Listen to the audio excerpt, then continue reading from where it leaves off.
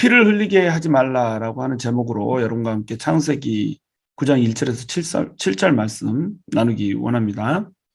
하나님이 노아와 그 아들들에게 복을 주시며 그들에게 이르시되 생육하고 번성하여 땅에 충만하라. 하나님께서 복을 주시는 장면이 기록되고 있어요. 노아와 그 아들들이 방주에서 이제 내려서 새로운 삶을 시작하게 됩니다. 이 새로운 삶을 시작하게 될 때에 하나님께서는 이미 그들에게 방주에서 내려오는 순간에 복을 주셨죠. 너희가 생육하고 번성하여 땅에 충만하라 라고 하는 복을 주셨습니다. 복을 주시는 분이 누구세요? 바로 하나님이에요. 여기서 노아와 그 아들들이 복 달라고 기도했나요? 간구했나요? 그렇지 않죠. 하나님께서는 그냥 일방적으로 찾아오셔서 복을 주시고 계시는 겁니다. 그러니까 하나님만이 복의 유일한 주체자가 되는 거예요. 그 누구도 복을 줄 수가 없습니다. 인간이 복을 줄 수가 없죠.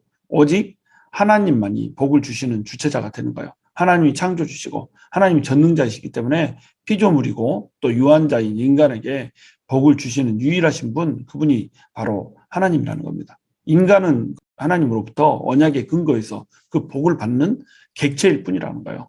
피복자일 뿐이라는 거죠. 여기서 이제 어떤 복을 주냐면 아담에게 주셨던 복을 노아에게도 동일하게 주고 계세요. 맨 처음 창조를 하시고 나서 아담에게 주셨던 복, 그 복을 주고 계시죠. 생육하고 번성하여 땅에 충만하라 라고 하는 복입니다. 그런데 여기에 뭔가 빠져있지 않아요? 생육하고 번성하여 땅에 충만하라. 여기까지만 있고 그 다음 두 가지 복이 빠져있죠. 정복하고 다스리라 라고 하는 복이 빠져있는 겁니다. 자, 이 정복하고 다스리라는 복은 어디로 사라져버린 걸까요? 바로 이것이 모든 자연을 정복하고 다스리라고 하는 그 맨 처음에 축복권이 제한돼 버렸다라고 하는 것을 의미를 하는 겁니다. 그러니까 죄로 인해서 지배권이 상실이 돼버렸다는 거죠. 죄는 항상 지배권의 상실을 낳습니다. 우리가 죄를 짓잖아요. 그러면 우리의 삶에 대한 지배권을 상실해버려요. 우리 삶을 하나님께서 운용하시고 하나님께서 이끌어 가시잖아요. 근데 우리가 죄를 지어버리면 하나님과 우리 사이의 관계가 멀어져 버리고 하나님과 우리 사이에 담이 생기면서 원수가 돼버린단 말이죠. 그러니까 하나님으로부터 부여받은 지배권이, 통치권이 우리 인생에서 사라져 버리는 겁니다. 우리 스스로는 우리가 우리 인생을 지배할 힘이 없거든요. 마찬가지로 피조물들에 대해서도 그래요. 우리가 뭔가를 뿌리고 거기에서부터 열매를 얻고 취해서 이렇게 살아가기를 소망하지만 우리는 죄인이 돼버렸기 때문에 죄로 인해서 지배권과 경영권이 사라져버린 거죠.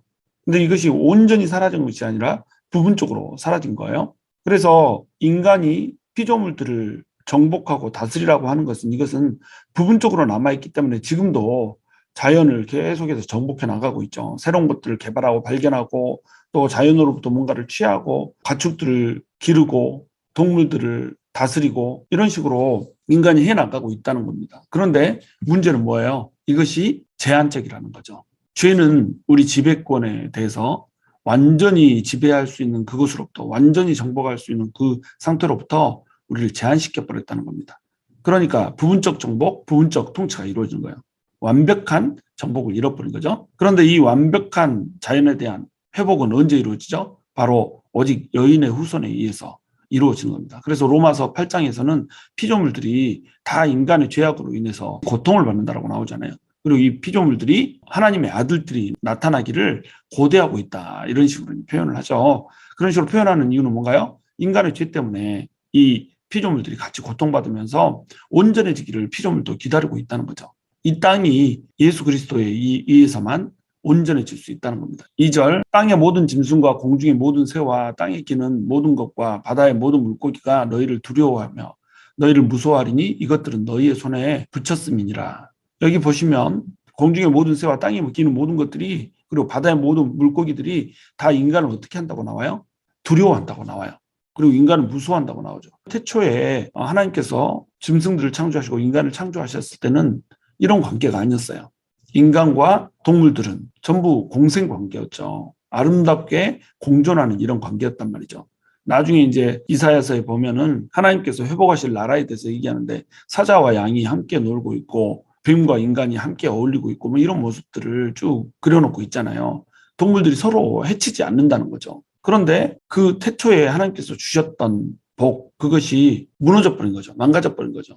그러면서 아름다운 공존이 함께 무너져 버린 거예요. 이것을 하나님께서 예수 그리스도를 통해서 온전하게 회복시켜 주겠다는 거죠. 그게 회복되면 어때요? 다시 아름다운 공존이 있는 그런 상태가 된다고 하는 것입니다. 하나님께서는 에덴의 회복, 낙원의 회복이라고 하는 그 그림을 통해서 태초의 낙원이었던 에덴의 모습들을 간접적으로 보여주고 계시는 거죠. 그러니까 태초에는 육식동물이 있어서 초식동물을 잡아먹고 이러한 일들이 있지 않았을 것이라고 우리가 추측할 수가 있는 거예요. 그런데 관계가 무너져 버리죠. 완전히 이제 아름다운 공존이 무너졌다는 것을 우리가 볼 수가 있는 겁니다. 그러니까 우리가 여기서 뭘 볼 수가 있어요? 죄는 관계를 파괴한다는 겁니다. 죄는 지배권을 파괴했어요. 정보권을 파괴했죠. 피조물들을 다스리는 것, 이것에 대한 파괴를 야기해서 온전히 피조물들을 다 다스릴 수 없는 그런 제한적인 통치권, 이것만을 허락하게 되는 이런 결과를 낳죠. 그런데 지금 이번에는 그것도 관계가 파괴된 상태에서 주어지고 있다라는 겁니다. 코끼리 타고 다니고 뭐 이러잖아요. 심지어 뭐 호랑이도 타고 다니고 뭐 이런 사람들도 있었다고 뭐 이러는데, 자, 이렇게 동물들을 길들이지만 이 길들이는 것이 뭐예요? 아름다운 공존에 의해서 다스리는 것이 아니라 뭘로 다스리는 거예요? 공포로 다스리는 겁니다. 인간을 왕으로 자연스럽게 섬기게 되는 이것이 아니라 인간에 대한 두려움, 이것으로 인해서 공포 정치가 이루어지는 거예요. 테러 정치가 이루어지는 거죠. 바로 이게 이제 죄가 가져온 거라는 겁니다. 죄는 항상 관계를 무너뜨리거든요. 우리가 죄를 지면 인간과 인간 사이에서도 관계가 무너져요. 우리 관계가 지속적으로 하나씩 하나씩 허물어지는 이유가 뭐냐면 바로 죄 때문에 그렇다는 겁니다. 그래서 우리 관계가 계속 무너지고 있다라고 하는 상황이 있다면 곰곰이 자신을 돌아봐야 되는 거예요. 물론 내가 죄를 지었기 때문에 관계가 무너지는 건 아니에요. 꼭 그렇다는 건 아닙니다. 다른 상대방이 죄를 지었기 때문에 관계가 무너질 수도 있죠. 그런데 관계가 계속해서 무너지고 있다, 반복적으로 무너지고 있다 이러면은 나한테 문제가 있을 수는 있는 확률이 많다는 겁니다. 그러면 이제 여기에서 우리는 자기를 묵상하고 또한 돌아보면서 왜 이렇게 계속 관계가 무너지는가, 나에게 혹시 문제는 없는가, 나에게 혹시 돌아봐야 될 점은 없는가라고 하면서 하나님 앞에서 거룩해져 나가고 하나님의 형상을 회복해 나가면 되는 겁니다. 동물들이 인간보다 강한가요, 약한가요? 사자나 호랑이나 코끼리나 이런 것들에 비하면 우리는 정말로 약하잖아요. 앞발로 한번 쿵 치면은 우리는 그냥 죽어버린단 말이죠. 그런데 짐승들이 우리를 무서워하게 될 거라고 하는 거예요. 우리가 죄를 지었음에도 불구하고 이 죄악 가운데서도 하나님께서는 피조물들에 대한 부분적 지배권을 계속 유지할 수 있도록 배려를 해주신 겁니다. 이것들은 너희의 손에 붙였음이니라 이렇게 얘기하고 있죠. 원래 하나님께서 우리에게 주셨던 그 분봉왕으로서의 통치권, 이것을 하나님께서 완벽하게 거두어가지 않으신 거예요. 아담에게 주셨던 그 통치권을 우리에게 동일하게 누릴 수 있도록 이렇게 배려하시고 유지하게 해주셨던 겁니다. 하나님의 우리를 향한 애정을 우리가 볼 수가 있는 거죠. 하나님께서는 우리가 죄를 졌을 때도 우리에게서 하나님의 형상이라고 하는 것을 온전히 걷어가지 않으셨어요. 죄를 지었음에도 우리 인간을 모조리 쓸어버리지 않고 우리 인간에 대해서 하나님의 나라에 대한 기대를 걸고 여전히 인간이 유지될 수 있게 노아에게 은혜를 베푸셨죠. 그리고 하나님께서는 우리 인간이 하나님께 순종하여서 하나님의 통치에 따르면서 하나님의 나라 안으로 들어오기를, 그리고 하나님의 나라 안에서 하나님의 온전한 통치를 받아서 우리 심령이 하나님의 형상을 닮아가기를 기대하고 계신다는 겁니다. 3절, 모든 산 동물은 너희의 먹을 것이 될지라 채소같이 내가 이것을 다 너희에게 주노라 이렇게 돼 있죠. 산 동물을 음식으로 주고 있음을 알 수가 있습니다. 여기가 육식이 허용되는 최초의 구절인 거죠. 이전에는 뭐라고 나와 있어요? 모든 채소들을, 과일들을 너희에게 식물로 주노라 이렇게 했잖아요. 근데 지금은 모든 산 동물을 먹을 것으로 제공을 하고 있다는 걸 볼 수가 있는 거예요. 그렇다면 이 이전에는 어땠다는 것을 우리가 추측할 수 있죠. 육식이 허용되지 않았다는 것을 우리가 추측할 수 있다는 겁니다. 예를 들어서 이제 이런 질문들을 해요. 노아의 방주에 육식동물이 타고 있었지 않느냐. 육식동물들은 고기를 먹었어야 됐을 텐데 그 고기는 누가 어떻게 제공을 했느냐. 그러므로 노아의 방주가 있었다라고 하는 것은 거짓이다. 이런 식으로 이제 얘기를 한단 말이죠. 우리는 자꾸 우리 현재 경험에 의해서 홍수 이전의 삶들을 바라보려고 하는 거예요. 그러니까 나이가 어떻게 인간이 900살을 살 수 있냐, 어떻게 육식동물이 존재하는데 한 쌍밖에 안 되는 동물들을 육식동물이 잡아먹지 않고 그때까지 기다려줬느냐, 뭐 이런 식으로 생각할 수 있단 말이죠. 그렇잖아요. 방주 안에서 어떻게 육식동물이 육식을 하지 않고 살아남았느냐 이런 질문을 할 수 있죠. 또 밖에 나와서도 나오자마자 육식동물은 뭐 토끼 같은 것들 돌아다니고 있으면 사자가 혹 잡아먹지 않겠어요? 방주에서 나오자마자 살생이 이루어지는 겁니다. 그러면 약한 동물들은 그때 이미 멸종을 했어야 됐겠죠. 그런데 우리가 지금 현재의 개념으로 모든 짐승들을 바라보면 안 된다는 거죠. 육식이 허용되는 이유는 뭐냐면 인간이 이제 죽을 수밖에 없는 존재가 됐잖아요. 인간이 죽을 수밖에 없는 존재가 됐는데 홍수 이후에 더 연약한 존재가 돼버린 거예요. 인간이 채식으로만 살 수 없게 이렇게 돼버린 겁니다. 그러니까 인간의 기력을 위해서 육식이 허용되고 있다라고 하는 것을 우리가 이제 추측할 수가 있다라고 하는 거죠. 짐승들도 똑같이 채식을 하는 이런 것에서 육식을 하는 이런 것으로 추후에 변해갔다. 우리가 이렇게 또 추측을 할 수가 있는 겁니다. 이건 이제 여담이고 여기서 이제 산 동물을 먹을 것으로 주고 있잖아요. 산 동물만 먹어야 되는 겁니다. 이걸 나중에 율법에서 정확히 기술을 해주죠. 출애굽기 22장 31절과 레위기 22장 8절에서 다른 동물에 찢기거나 이미 죽은 것은 먹지 못하게 돼 있어요. 왜 그러냐면 다른 동물에 찢겼으면 그리고 이미 죽었으면 이것을 부정한 걸로 보는 겁니다. 시체를 만지지 말라고 얘기하잖아요. 이미 죽어있던 것은 정결한 것이 아니고 부정한 거라는 거죠.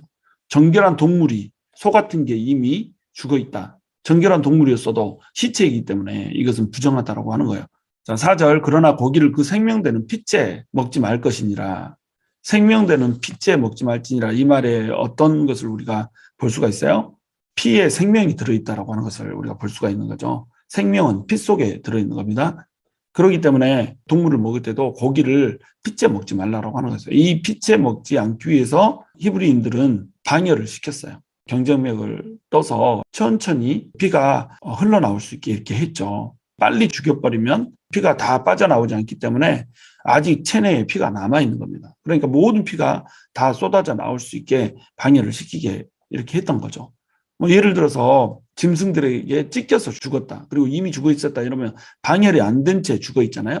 그러니까 피가 그 몸속에 남아있게 되는 겁니다. 이래서도 이제 그것을 먹어서는 안 된다는 거죠. 왜냐하면 그것에 생명을 취한다라고 하는 개념이 들어가 버리기 때문에 이렇다는 거예요. 하나님이 생명을 어떻게 여기고 있다는 거예요? 존귀하게 여기고 있다는 겁니다. 인간이라고 하는 생명만을 존귀하게 여기고 있는 것이 아니고 짐승들의 생명까지도 존귀하게 여기고 있다라고 하는 거예요. 모든 생명체는 다 존귀하다는 겁니다. 하나님의 피조물이기 때문에 모두가 존귀하죠. 그렇기 때문에 하나님께서는 생명되는 핏째 먹지 말라, 생명을 해치지 말라고 이렇게 얘기를 해놓은 거예요. 5절 내가 반드시 너희의 피, 곧 너희의 생명의 피를 찾으리니 짐승이면 그 짐승에게서 사람이나 사람의 형제면 그에게서 그의 생명을 찾으리라. 하나님께서는 육식을 허용하시고 동물들은 먹을 수 있게 이렇게 해주셨지만 이유 없이 피를 흘리게 하지 말라는 거죠. 그리고 핏째 먹지도 말라는 거죠. 그만큼 생명을 존귀히 여기라고 하는 겁니다. 피 속에 생명이 있기 때문에 그 생명을 하나님께서 반드시 찾으시겠다는 거예요.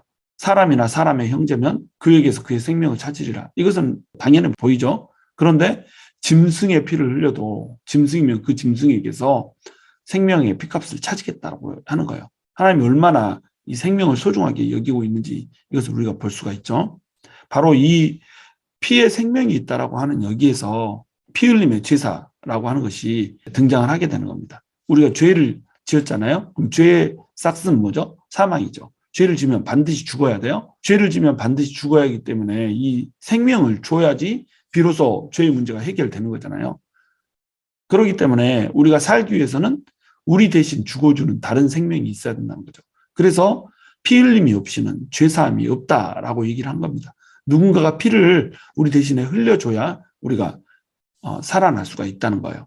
이게 이제 대속 제물로 이어지는 거잖아요. 그래서 어린 양을 취해서 그 어린 양이 우리를 위해서 대신 죽어주고 피를 흘려주면 우리는 살 수 있다라고 하는 개념으로 제사의 개념으로 이게 이제 이어지게 되는 겁니다. 그런데 그 어린 양은 어떤 어린 양을 쓰죠? 흠도 없고 점도 없는 어린 양을 쓰죠. 이 흠도 없고 점도 없는 어린 양이라고 하는 것은 뭐냐면 죄도 없고 허물도 없는 것을 의미하는 겁니다. 우리의 죄와 우리의 허물 때문에 우리가 죽는 거잖아요. 우리 생명을 내놔야 되는 거잖아요.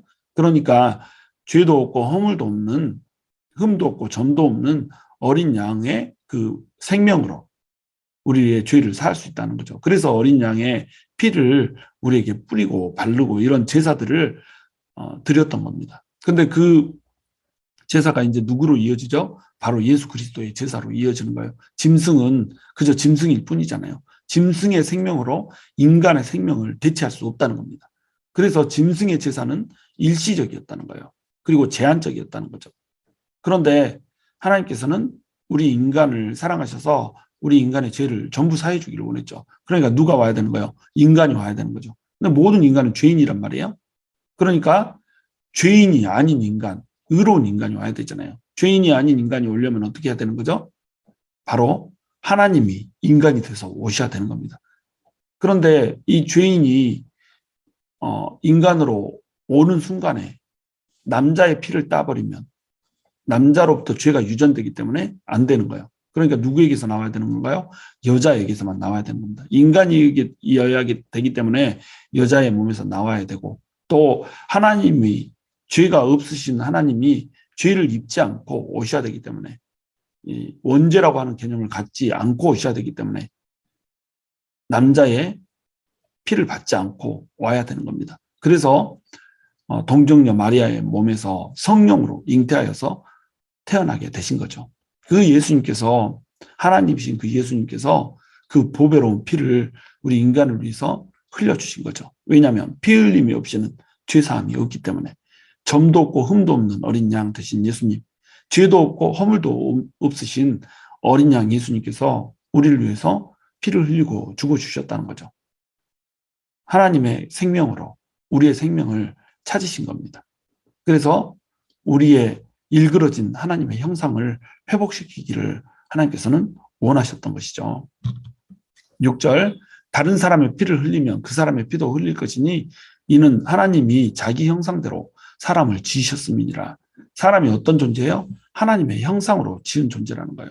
영적인 존재고 인격적인 존재고 존귀한 존재고 하나님의 사랑의 대상자로 인간이 지어졌잖아요.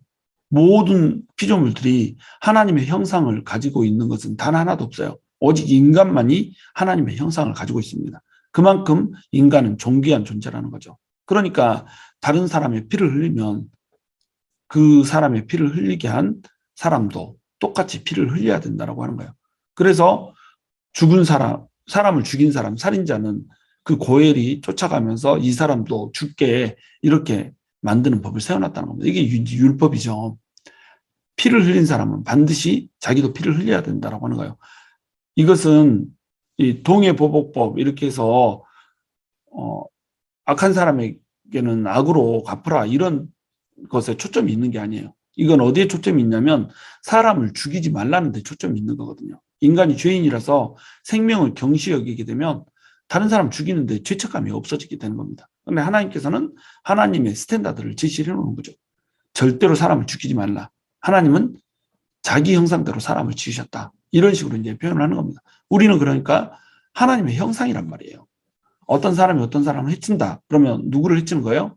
하나님의 형상을 해치는 거라는 겁니다. 하나님의 형상이 무너지는 것을 하나님 보기를 원하지 않으시죠.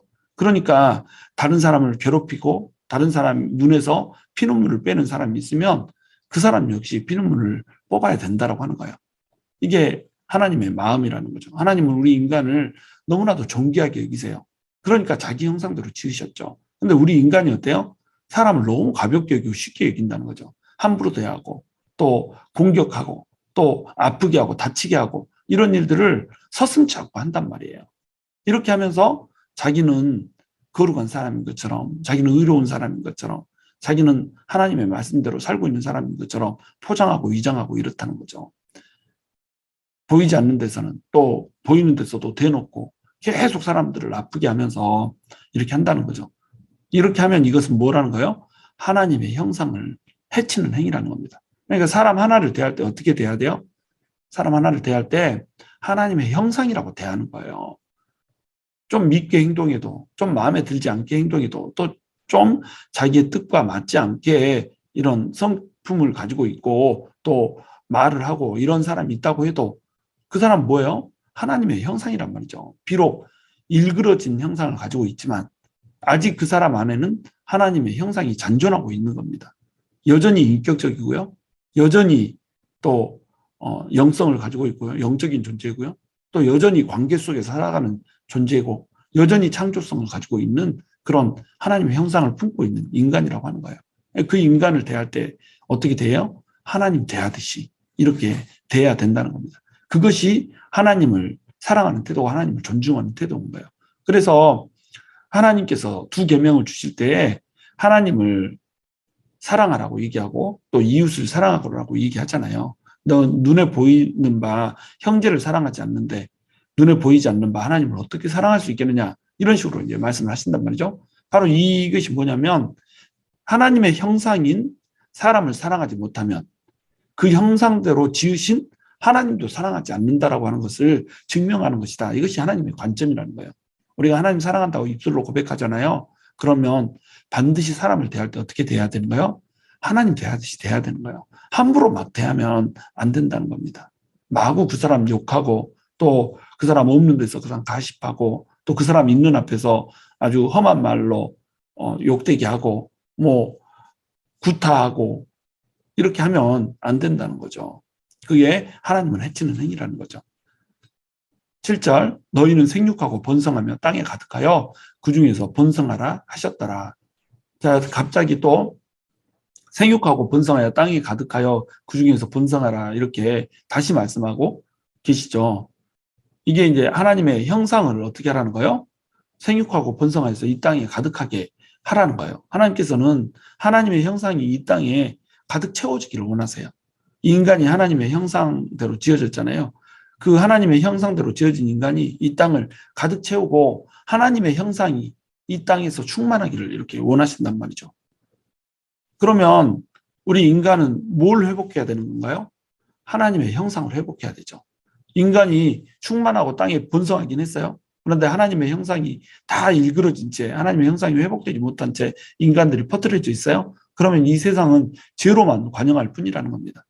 이 세상을 우리가 어떻게 해야 되는 거죠? 하나님의 형상으로 채워야 된다는 거죠. 그러니까 우리도 하나님의 형상을 닮아가야 되는 거죠. 우리의 일그러진 이 하나님의 형상이 온전하게 예수 그리스도를 통하여서 회복돼야 되는 거죠. 우리의 쓴뿌리들, 우리의 아픔들, 우리의 상처들, 그것으로 인해서 일그러진 우리의 감정들, 이런 것들이 전부 살아나야 된다는 겁니다. 그래서 하나님의 잃어버린 형상이 우리 안에서 온전하게 회복돼야 된다는 거예요. 그리고 또 어떻게 해야 되죠? 우리 주변에 있는 아직 하나님을 모르는 사람들, 이 사람들이 하나님을 믿게 해줘야죠. 그래서 그 사람들이 그 마음속에 있는 악으로 인하여서 그 마음속에 있는 아픔으로 인하여서 일그러져 버린 하나님의 형상, 그 형상을 주님 안에서 우리가 똑같이 회복할 수 있게 이렇게 해줘야죠. 이것이 우리가 생육하고 번성하여 땅에 충만해서 해야 되는 일이라고 하는 겁니다. 이 일을 하면서 살아갈 때에 하나님의 형상은 하나님의 태초의 계획대로 온 땅에 충만하게 되는 거예요. 하나님의 형상이 온 땅에 충만할 때 하나님께서는 영광 받으시고 이것이 하나님의 기쁨이 된다고 하는 겁니다. 여러분, 하나님을 진심으로 사랑하십니까? 하나님을 정말로 감사하게 여기면서 우리 이렇게 살아가고 있습니까? 그렇다면 우리는 하나님께 무엇을 해드려야 되는 걸까요? 우리가 감히 하나님께 해드릴 수 있는 게 있을까요? 우리의 물질로 하나님을 기쁘게 할 수 있을까요? 우리의 가지고 있는 재능으로 하나님을 기쁘게 할 수 있을까요?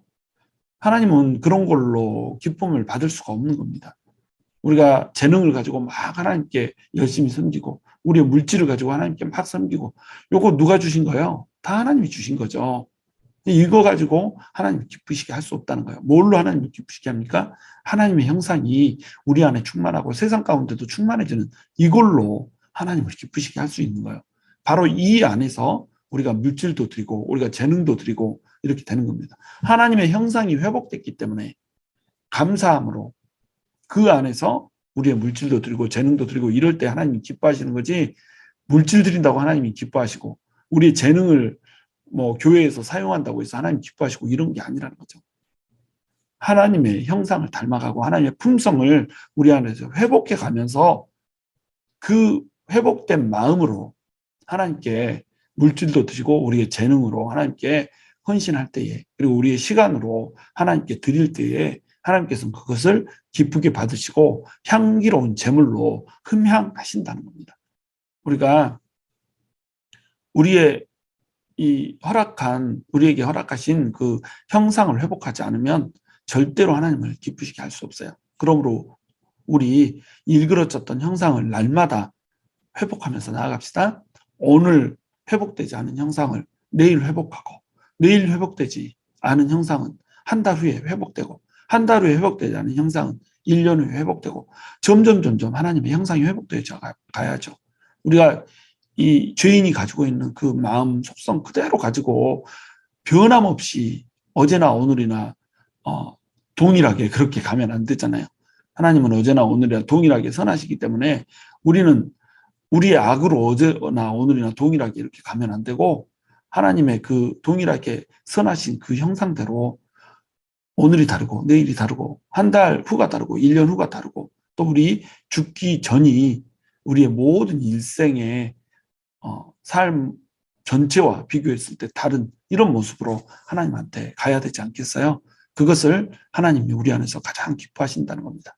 우리 안에 하나님의 형상을 회복하기를 원합니다. 그리고 하나님의 형상으로 이 땅을 충만하게 하기를 원합니다. 그러기 위해서 우리가 진정으로 하나님을 사랑하고, 또 피를 가진 모든 인간들, 생명을 가진 모든 인간들, 그리고 피조물까지도 우리가 사랑함으로써 하나님을 사랑한다는 우리의 사랑을 고백할 수 있게 되기를 주님의 이름으로 축원합니다.